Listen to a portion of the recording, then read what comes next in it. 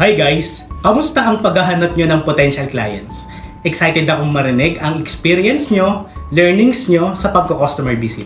So to all store out there, sana mag-vlog din kayo para ma-inspire tayong lahat despite the pressure. So I would like to share a short inspiring story. So nagkaroon tayo ng event sa World Trade Center kung saan nag-set up tayo ng booth para makahanap ng big time customer, solid business connection, at mag-secure ng bulk orders. So, ang goal namin ni Homer sa event na yon is simple lang, kumuha ng bulk orders. Nagsimula lang ito sa isang Viber inquiry nang mayroong 1,000 pieces eco notebook. Then nagpa-quote sila. And binay-ep natin to agad. Then luckily, na-approve ni Sir RC ang budget ng customer. Sakto meron silang viewing sa Mapex. Then tayo, naging advantage natin yung booth natin. Sakto mga pangyayari.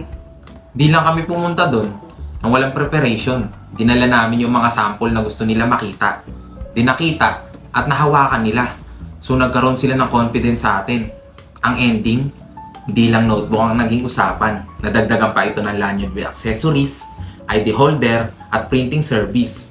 At nagkaroon pa ng multiple item opportunity na meron tigo 1,000 pieces na requirement bawat item. Isang magandang halimbawa ito ng tamang preparation, timing, customer engagement, at pagiging masinop sa ating trabaho na pwede ma-convert into bigger business opportunity na ikaunlad nating lahat.